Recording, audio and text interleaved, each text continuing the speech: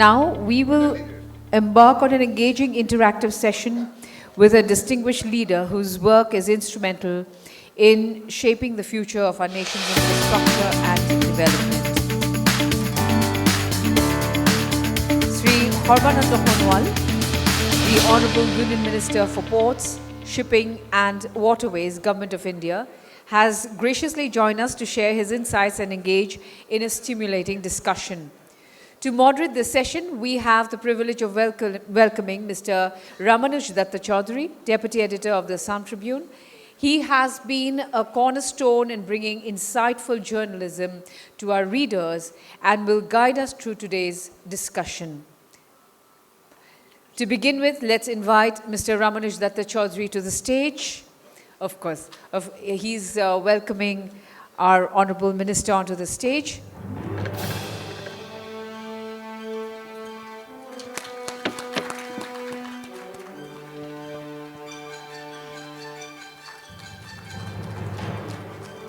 I would also request Divija Rajkua to felicitate Mr. Ramanuj Choudhury.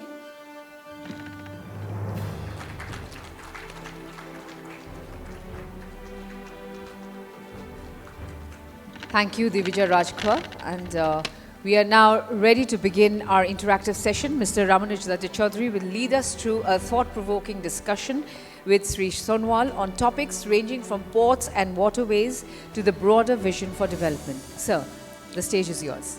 Good afternoon, everybody.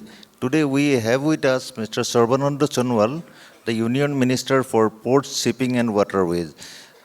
But let me give you, everyone I think knows him, but let me give you a brief introduction. He has been a President of ASU, Chairman of the NESO, then Union Minister for 3 times, and a Chief Minister for one tenure. But personally, I believe that his most notable contribution is the case that he had filed in Supreme Court, which led to the scrapping of the IMDT Act. That is what I feel. I don't know what you feel or Mr. Sonowal feels about it. And since the time is short, we are running behind schedule. Let us go straight to the conversation. So, sir, please give us a brief account of the steps taken by the NDA government for overall sustainable development of Northeast region. First of all, Ramanuj Choudhury, a very renowned journalist from the Assam Tribune. And today, with this learned gathering, I believe to be a part of this gathering itself is a matter of glory and pride.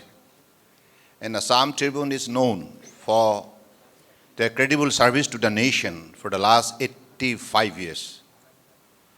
Glorious history of the Assam Tribune, unbiased, credible reporting, makes them always acceptable for all kind of readers, whether in the region and across the country.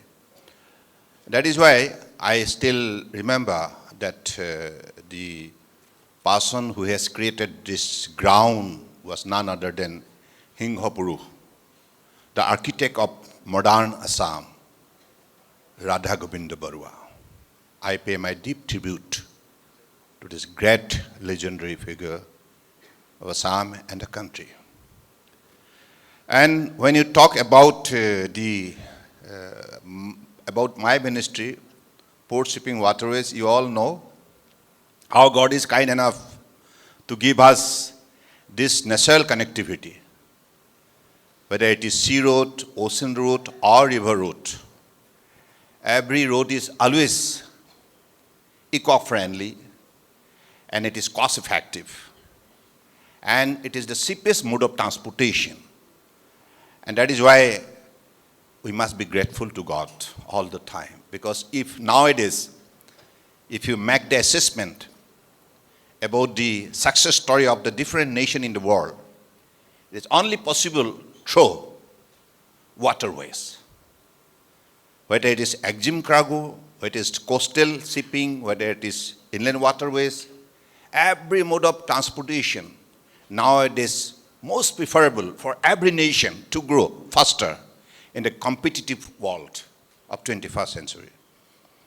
And Ramanujji, you asked me about the sustainable development of Northeast. And my ministry or like overall? Overall, just give us a brief, very briefly. So I have a habit of giving prolonged like briefing. But anyway, let me tell you that Northeast India, hotspot of biodiversity, flora and fauna, and greenery, and full of water resources, forest resources, cultural resources, resources of our tradition, and also resources of our quality human existence. So I believe this is the most potential region of the country.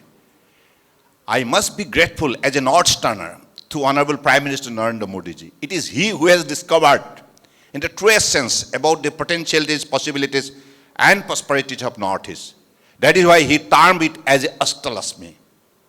Why Ashtalasmi? इसका मतलब क्या है? जहां धन है, जहां शक्ति है, जहां संपदा है, संभावना है, that is Ashtalasmi. And how it is to be explored? Earlier, this particular potentiality was never being tapped effectively by proper planning and action and initiative and quality implementation of those time the government will helm up affairs.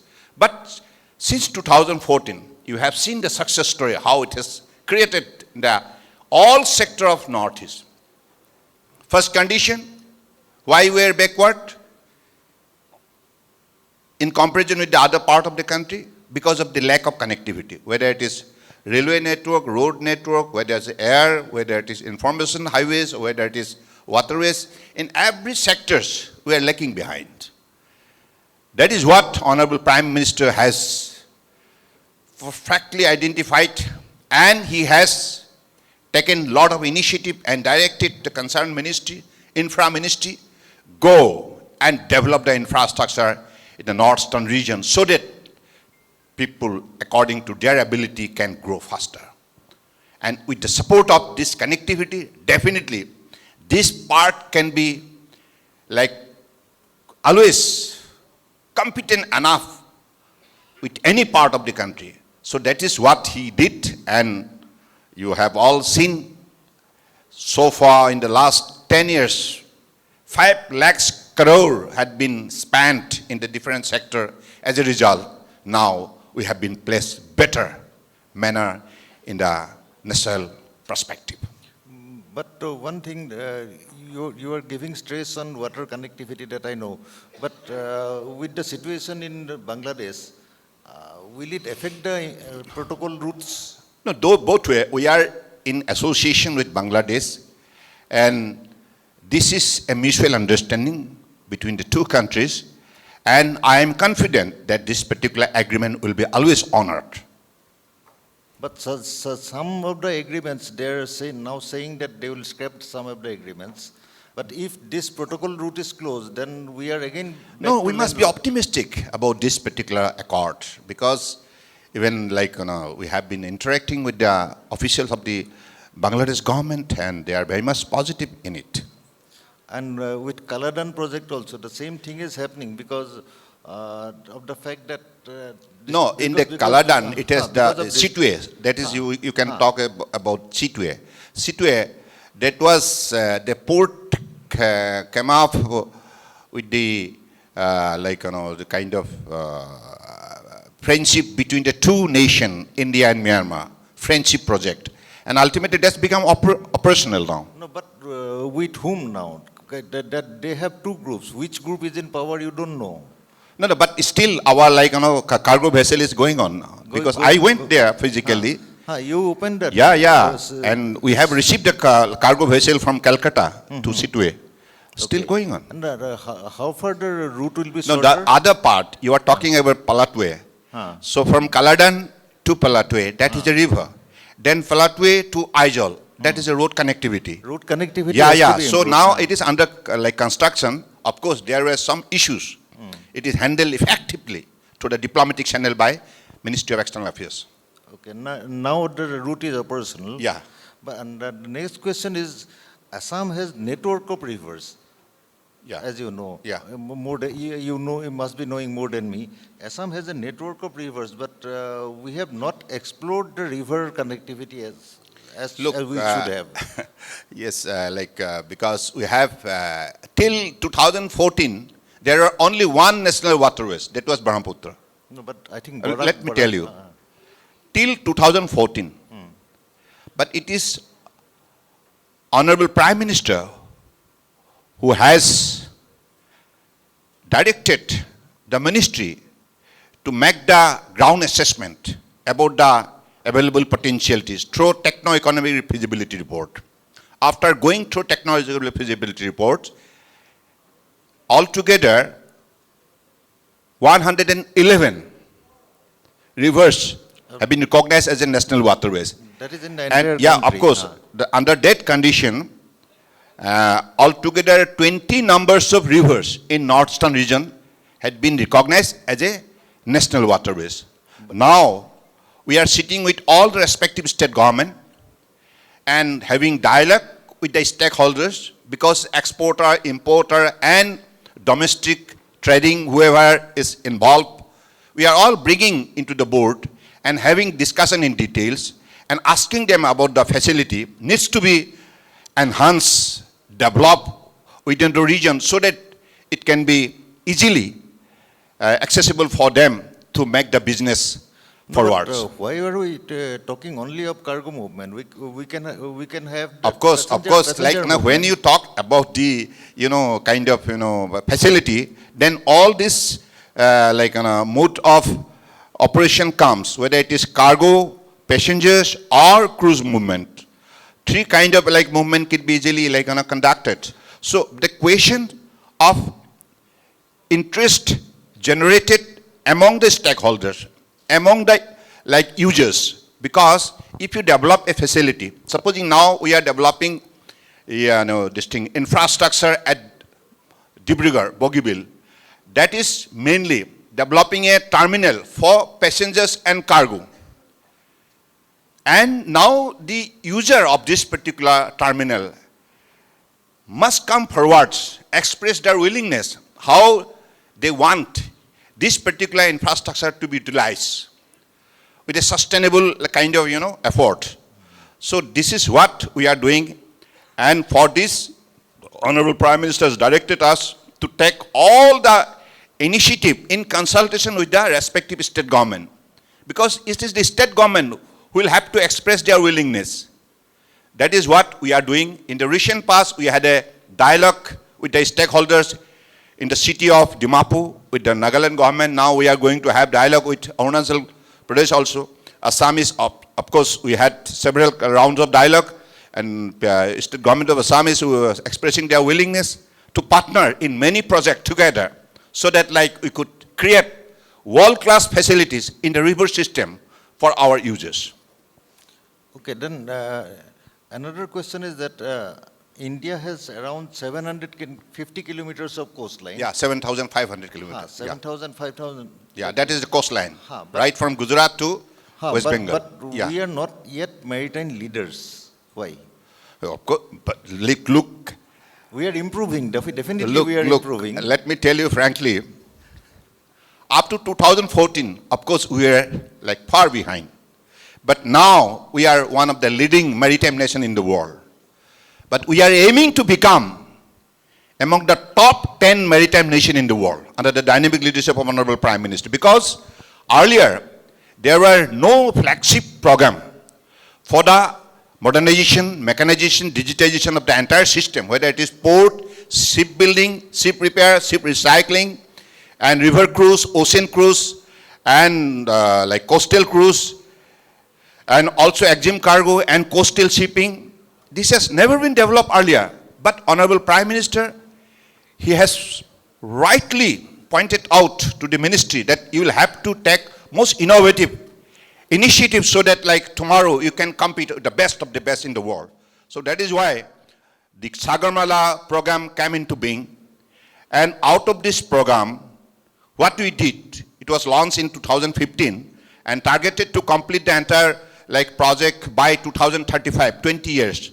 So in this particular aspect, we had a detailed dialogue with all the coastal states and union territories, and also the hinterland state, landlocked state. We had discussion in details, and after that, we have identified 805 numbers of project.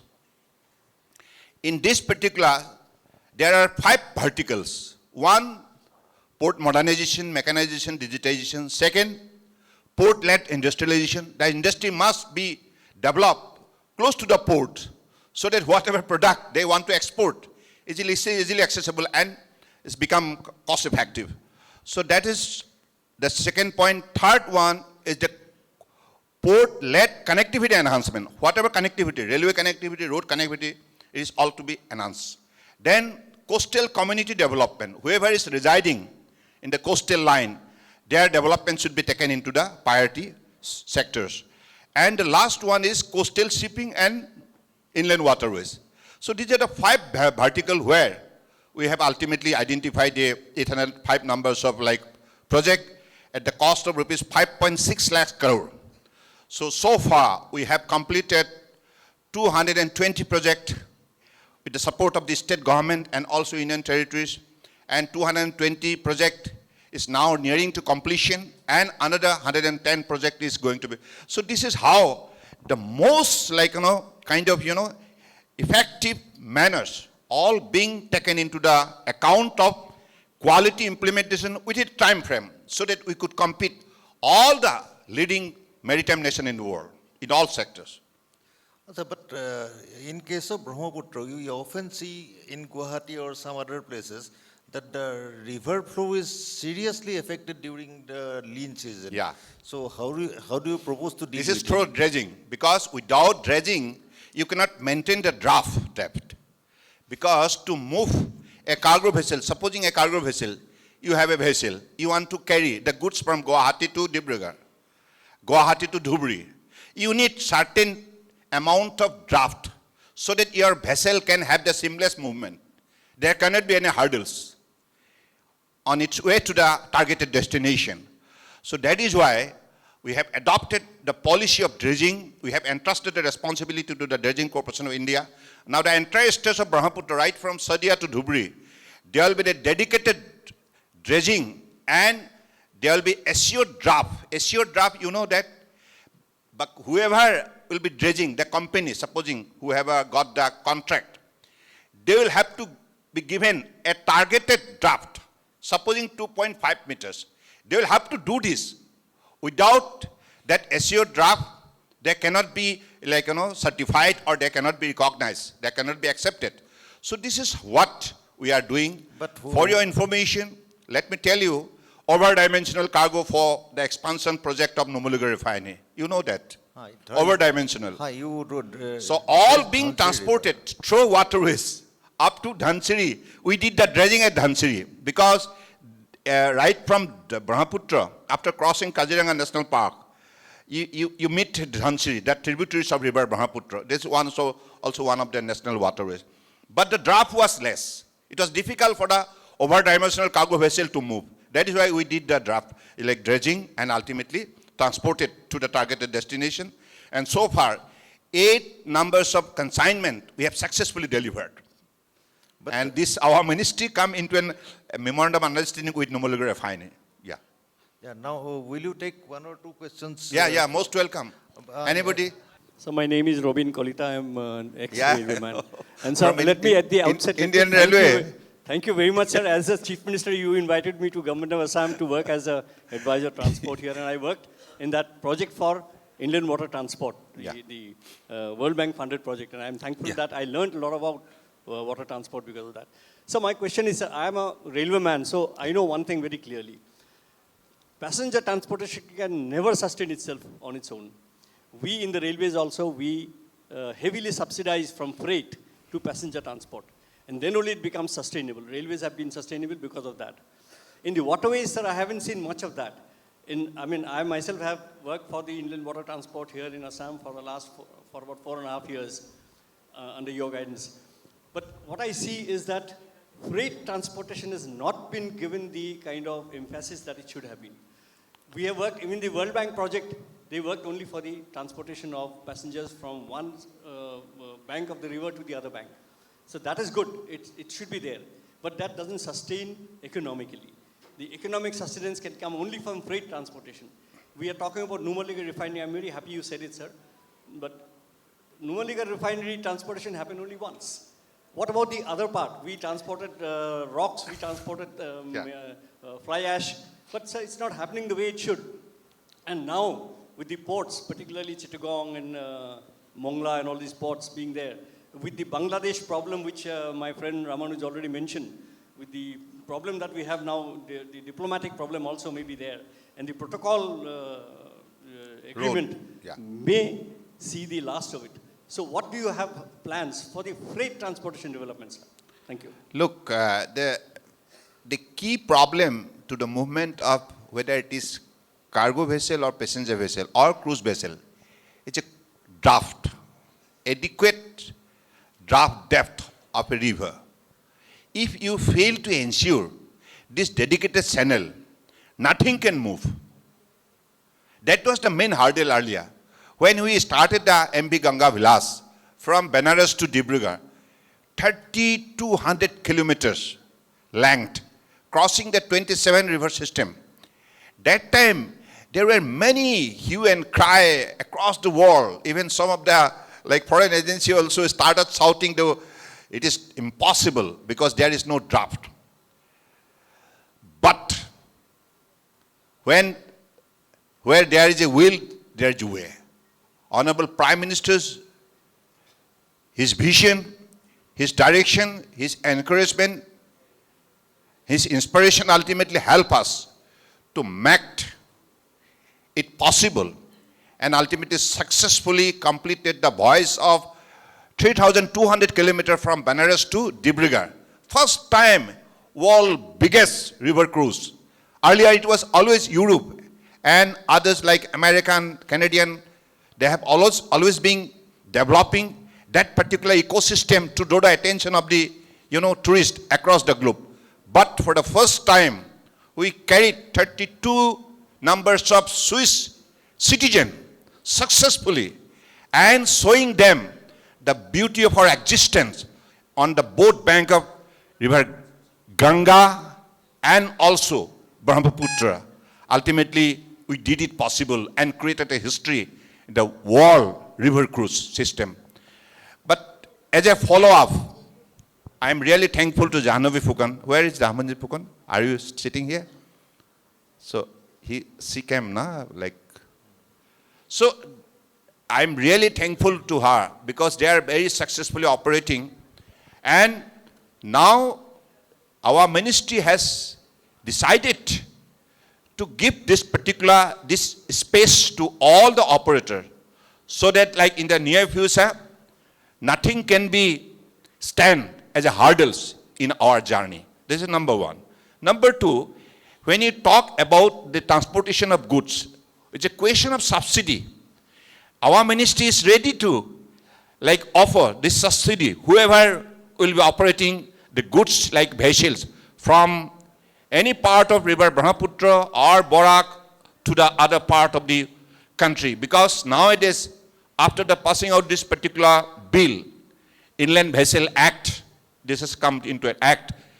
Now, the permission, supposing if you want to operate a vessel from Assam to UP and going through Bengal, Jharkhand and Bihar, then reach UP, you need only one license, one permit that would be issued in any part. Supposing a starting point is Assam, from Assam you can have this access. If you want to start from Benares, there you can have the access. So this is the way ease of doing business, ease of movement of the vessel are being put into the consideration. We have often dwelled upon the subject of the fall in the prosperity of the northeastern region after independence. Even the Honorable Chief Minister pointed out today that we had amongst the highest per capita income before independence, and something drastic happened after that, and this region deteriorated. Now, one of the primary reasons was, first of all, we lost the Assam trunk road, which was actually going through Bangladesh. And the biggest reason was we lost our only port. We had one port, that was the Chittagong port. After independence, that went to Pakistan. So that was one of the reasons why trade, commerce, forest goods, tea industry produce could not be transported by the sea route. And since independence and since the creation of Bangladesh, various efforts have been made to restore the Chittagong port so that Northeast can still access and send transport materials and merchandise through the Chittagong ports. Some efforts have succeeded, some have not. Sir, what is the current status of that effort? Use of the Chittagong port for the Northeast? Yeah, of course, Chittagong, whether it is Chittagong, whether it is Mongla, whether it is Taknaf, all the port adjacent with the Bay of Bengal, accessible for our service. So there is no problem because we have come into an agreement. And we are also developing our infrastructure there. And we are also developing the dredging within that particular region. Brahmaputra is known as Jamuna in the territory of Bangladesh. So immediately up to Dhubri, we have Brahmaputra. After Dhubri, when it enters to Bangladesh, its name is Jamuna. So this is how it goes, Jamuna, and Ganga also in the name of Padda, come and Magna, then went to, that Bay of Bengal. So beautiful connectivity, river and sea system.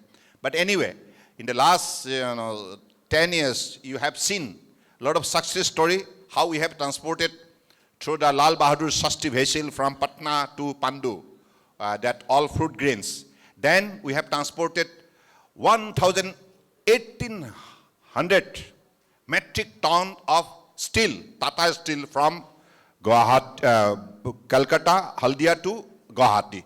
So these are all success stories are being created in the last 10 years because of modernization, mechanization, digitization, policy decision, and so initiative, and most important is the vision of our Honorable Prime Minister Narendra Modi ji.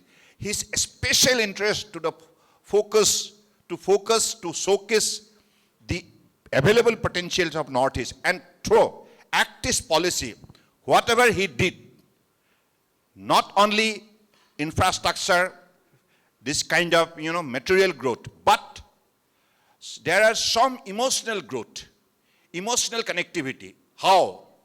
By sending all the council of ministers, whether it is cabinet minister or state minister, all the senior officials, whether it is IS officer, whoever, they must visit Northeast. They must go to the doorstep of the Northeasterner, talk to the people at length and try to understand their problem and must address with effective measures. So this is what he did in the last 10 years. Because of this connectivity, you can term it as a kind of social kind of integration, social engineering. Because to sustain a particular kind of initiative, we need to have this kind of initiative also, so that people can understand to each other, people can develop a holistic human relationship, and they could develop a good chemistry of working together. Thank you, Choudhury, and I especially pay my deep respect to all the learned people sitting here. Thank you.